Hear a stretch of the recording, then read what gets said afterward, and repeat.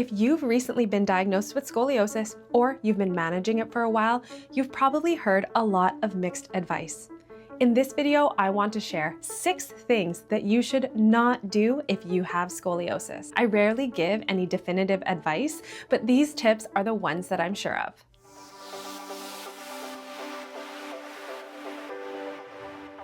Welcome back to TSC Connect. I'm Andrea, a Schroth certified physiotherapist and the founder of the ScoliClinic in Vancouver, Canada. Many people with scoliosis have heard and read lots of different advice.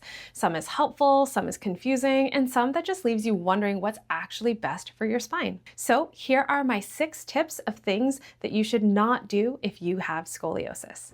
If you were recently diagnosed, it is completely normal to feel overwhelmed. You might be thinking, what does this mean for me? Will my curve get worse? Do I need a brace or surgery? Take a deep breath, because the first tip is to try not to panic. Instead, try to understand where you are right now. So find out what your current curve measurements are, what type of scoliosis you have, and how it affects your posture or movement.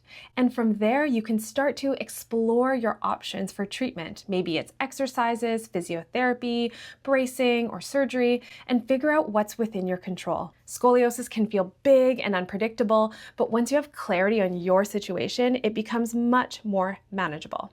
And if you're in that early stage and want some guidance on what to do and where to start, I actually made a video specifically for you that talks about 5 of my tips of where to start, and I'll link it on the screen and in the description. And that's the perfect next video for you to watch after this one. Here's something I want every person with scoliosis to know. You should have a voice in your own healthcare. So tip number 2 is don't follow advice without question. If someone tells you to just wait and see or says that nothing can be done, it doesn't mean that there are no options. It just means that's their perspective.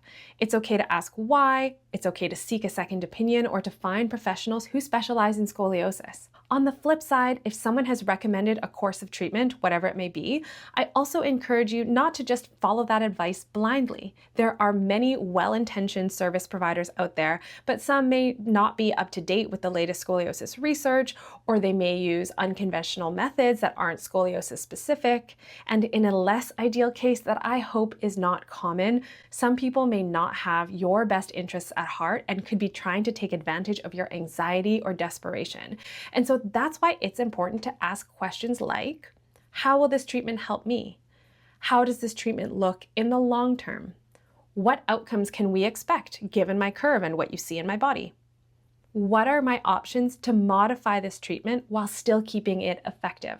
This is especially important when treatments are expensive, and often there's a sweet spot, a way to balance cost and effectiveness so that you can get results without overpaying or overdoing it. At the ScoliClinic, we believe in building a team around you, a physio, an orthotist if you need them, a physician or a spinal surgeon, or even a mental health professional who all communicate with you, not just about you. So don't be afraid to ask questions or express your concerns. A good healthcare provider will always welcome your curiosity and help you understand what's best for your body and why.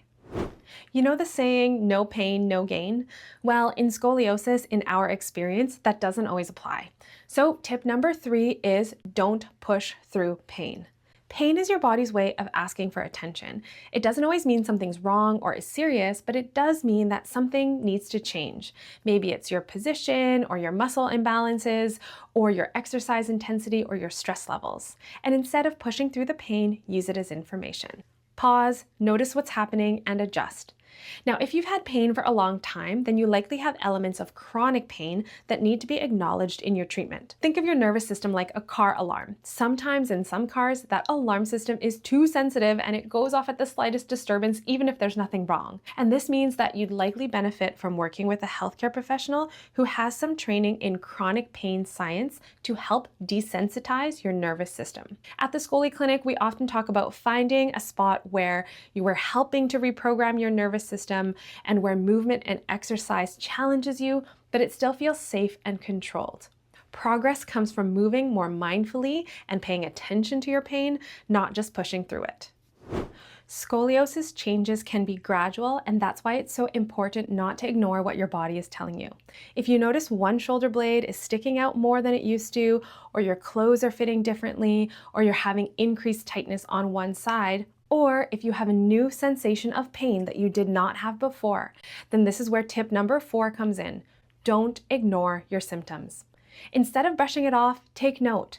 So write down what you're experiencing or take progress photos, not as a way to criticize your body, but to understand and document these changes.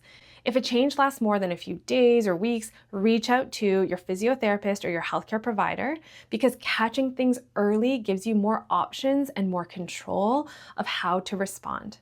This one's a bit of a tough love piece of advice.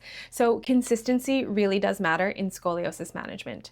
Your scoliosis exercises, especially if they were prescribed to you by a scoliosis-trained physiotherapist, are your personalized roadmap because they help retrain your posture, build muscle symmetry, and to keep your nervous system aware of how your spine and your body aligns in space. When you stop doing them for a longer period of time, those new patterns, they start to fade.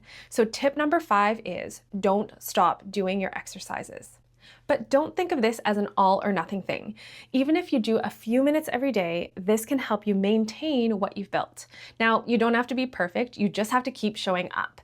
And on top of curve-specific exercises, general movement and fitness is so important too. And that's of course why TSC Connect exists and why I've made so many different scoliosis-friendly movement routines.